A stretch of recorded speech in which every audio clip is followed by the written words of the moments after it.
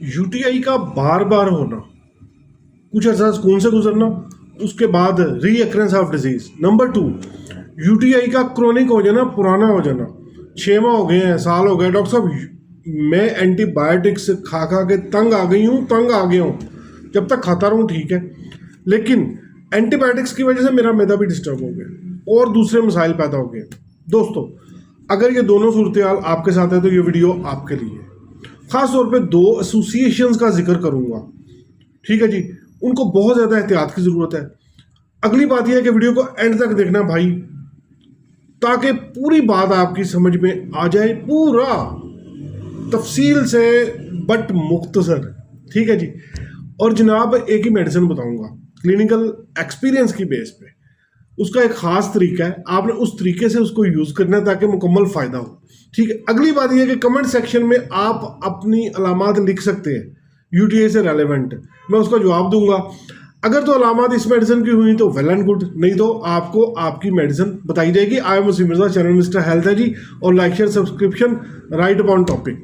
UTI, fundamental cause of UTI जनाब हम जान चुके हैं कि इकोलाई की वजह से होता है। इकोलाई इंतहाई ढीठ किस्म का बैक्टीरिया है।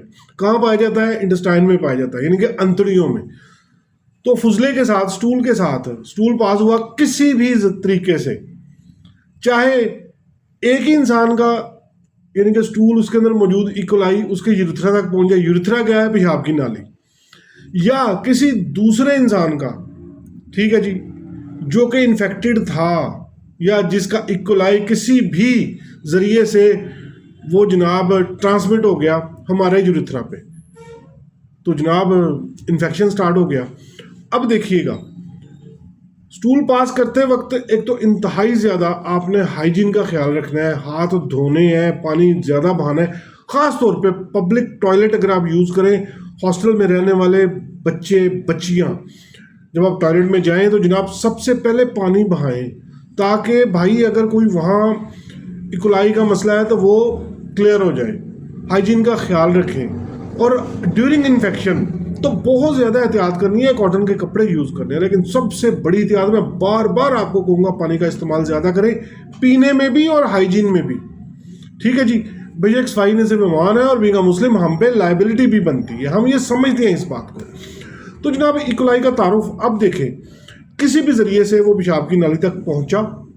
पेशाब की नाली यानी कि यूरिथ्रा। चलते चलते फिर रिमाइंडर आपको बता रहा हूँ, रिमाइंडर के तौर पे ख़वातीन में यूटीआई की शरह क्यों ज़्यादा है? यूरिथ्रा भाई छोटा है, उसकी लेंथ बड़ी छोटी है, यानी कि बिल्कुल छोटा, और आगे ब्लैडर पड़ा हुआ है। तो इन्फेक्शन यूरिथ्रा से होता हुआ सीधा ब्लैडर में, वहाँ पे यूटीआई इकोलाई जो सा वो अकोमोडेट हो जाता है, स्टे करता है, ठीक है जी। या फिर ज़्यादा इन्फेक्शन पुराना हो जाए तो वो ऊपर की तरफ यूरेटर के थ्रू किडनी तक पहुंच जाएगा। यूरेटर वो 2 नालियां हैं जो मसाने को किडनी के साथ मिलाती हैं। पूरी तफसील ये मैं पहले कई वीडियोस में बता चुका हूँ। तो ये जो यूरिन का रास्ता है, ऊपर से नीचे या नीचे से ऊपर, कहीं भी बंदा मुतासर हो सकता है। तो अब जल्दी जल्दी इसके सिम्टम्स देखते हैं। पेशाब में जलन सबसे नुमाया, डंक लगने का एहसास, डॉक्टर साहब ऐसे जैसे कोई चीर रहा है अंदर से। यूरिन में ब्लड आ सकता है, यूरिन में जनाब पस आ सकती है। अगर ब्लड है तो हम कहते हैं जी कि हिमाचूरिया, अगर पस आ रही है तो हम बोलते हैं कि पायूरिया। इसके अलावा रिटेंशन ऑफ यूरिन भी हो सकती है, यूरिन रुक जाता है, स्टॉपेज, ब्लॉकेज, किस वजह से? पेशाब की नाली यूरिथ्रा चिपक जाती है, पिचक जाती है पस की वजह से। पीछे से प्रेशर एक्सर्ट होता है, आगे रास्ता नहीं मिल रहा। आप खुद सोच सकते हैं कि कितनी तकलीफ दे सूरत हाल है, ठीक है जी। तो जनाब इसके अलावा अगर ये इन्फेक्शन डोमिनेट करता है ब्लैडर में तो वहाँ पे सिस्टाइटिस हो सकता है। Cystitis mean inflammation of urine bladder. तो जनाब ये इसकी अलामत है। पानी, फिर कह रहा हूँ, पानी बहुत ज़्यादा पीना आपने। रिस्क फैक्टर में हॉस्टल में रहने वाले लोग, बच्चे बच्चियाँ, उसके अलावा जनाब दूसरे शहरों से जो आए होते हैं, ऑब्वियसली यार उन्होंने इकट्ठे रहना है सब कुछ जो भी, लेकिन एहतियात ये करें कि जब भी टॉयलेट यूज़ करें पानी पहले बहाएं, हाथ धोएं, पहले भी बाद में भी। पानी का इस्तेमाल पीने में भी ज़्यादा करें, सफाई के वक्त भी ज़्यादा करें। तो ये सूरत हाल हो गई। इसके अलावा जनाब हमने देखा कि रिस्क फैक्टर आप उसे बोल लें, या उनके लिए इंतबा बोल लें। अब बहुत ही काम की बात आपको बताने लगा। वो लोग जो कि तेजाबियत का शिकार है, डॉक्टर साहब मुझे एसिड रिफ्लक्स हो गया है। एसिड रिफ्लक्स आमतौर पे रिलेटेड टू गैस्ट्रिक, मैदे के साथ उसका लिंक है। लेकिन भाई अगर मैदे में तेजाबियत हो गई है तो ओवरऑल बॉडी का मीडियम, जो ग़िज़ा खाई, जो पानी पिया, तो उसने आगे सारा कुछ साफ तो गुर्दों के थ्रू होना ना, तो उसके बाद फिर यूरिन। तो यूरिन में एसिडिक मीडियम, यूरिन एसिडिक, उसकी पीएच जोन सी है वो नीचे, और जिसकी पीएच नीचे होगी वो ज़्यादा तेजाबी होगा। डॉक्टर साहब पेशाब का रंग बहुत गहरा है, गंदी बू आती है उसमें, उसका रंग बहुत ज़्यादा dark. Note it. Acid reflux वाले भाई जो हजरात हैं उन्हें बहुत ज़्यादा एहतियात की ज़रूरत है। ख़ास तौर पे वो पानी का इस्तेमाल ज़्यादा करें और एसिडिटी मत होने दें। इसी के साथ साथ गर्ड, गैस्ट्रोएसोफेजियल रिफ्लक्स, ठीक है जी।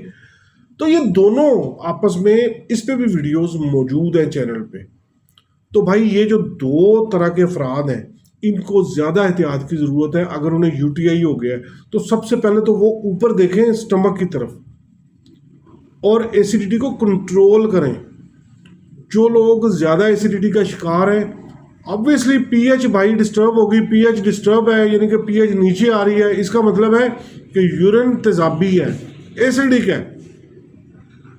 इसी वजह से बार बार कह रहा हूँ कि पानी की मिकदार ज़्यादा करें। ओके जी, अब हमने सिम्टम्स भी देख लिए, हमने रिस्क फैक्टर्स भी देख लिए, हमने अलामात भी देख ली। अब चलते हैं मेडिसिन की तरफ। दोस्तों एंटीबायोटिक्स, एक और वजह ज़हन में रखिएगा, एंटीबायोटिक्स का बेजा इस्तेमाल वो भी इन्फेक्शन को क्रोनिक बना देता है। ठीक है जी, क्यों भला? ये जो इकोलाई है ये ढीठ हो जाता है, उसे पता है। बिल्कुल इसकी मिसाल इस तरह ले लें कि जब एक बच्चे को बार बार थप्पड़ मारे जाते हैं वो ढीठ हो जाता है, फिर उस पर मार का असर नहीं होता।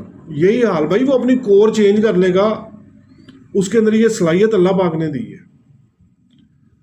अगली सूरत क्या हो सकती है जिसकी वजह से ये इन्फेक्शन कंट्रोल क्यों नहीं होता? Antibiotic resistance.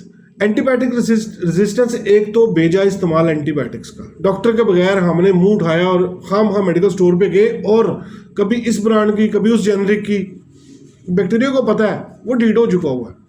Number 2, bacteria itself अपने गिर्द बायो फिल्म बनाता है। बायो फिल्म क्या है? एक उसका रेजिस्टेंट पावर है, उसकी एक तरह की सिस्ट है जो वो अपने गिर्द बना लेता है, अम्ब्रेला टाइप। उसमें कैमोफ्लाज हो जाता है, आइसोलेट कर जाता है, छुप जाता है, फिर जो मर्जी एंटीबायोटिक आ जाए उसे कोई परवाह नहीं है।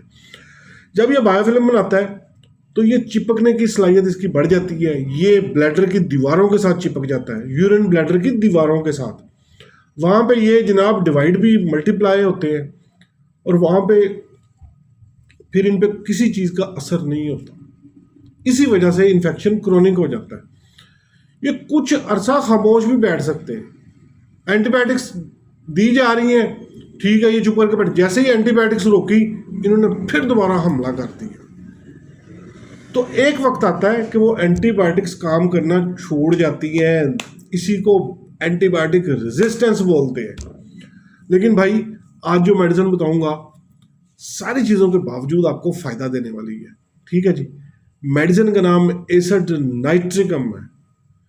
कोशिश करें ये आपको 6x पोटेंसी में मिल जाए किसी भी होम्योपैथिक मेडिकल स्टोर से। एसिड नाइट्रिकम, इसको 6x में शुरू करें। 5 drops in a little water 4 time a day, यहां से स्टार्ट लें। 5 कतरे दिन में 4 बार थोड़े से पानी के साथ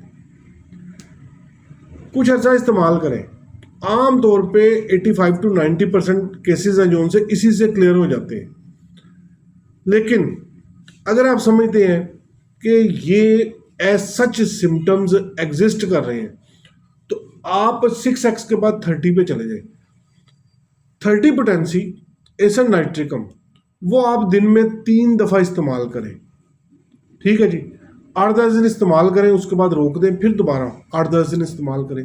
एक बात दोस्तों, दूसरी बात बड़े गौर से सुनिएगा, जो लंबे अरसे से एंटीबायोटिक्स इस्तेमाल कर रहे हैं, आपने अपनी मेडिसिन को आहिस्ता आहिस्ता नीचे से निकालना है, एकदम नहीं छोड़नी, ये ज़हन में रखिएगा, बहुत ज़रूरी है। तो जनाब एसर नाइट्रिकम बड़ी ही कामयाब मेडिसिन है। मैं एक शुरू में बात की ना कि क्लिनिकल एक्सपीरियंस की बेस पे आपसे बात करता हूँ, तो बिल्कुल उसी बुनियाद पे आपसे कह रहा हूँ कि बड़ी ही कामयाब मेडिसिन है और इसमें बड़ी सलाहियत है। क्रोनिक यूटीआई को ये जनाब ज़बरदस्त तरीन एड मुहैया करती है मेडिसिन, फ़ायदा देती है, एंटीबायोटिक से जान छूट जाती है।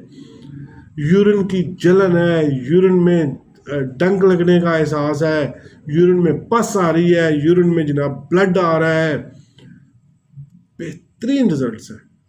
इसको ज़रूर इस्तेमाल करें और जनाब कमेंट सेक्शन में आप अपनी राय ज़रूर दीजिए।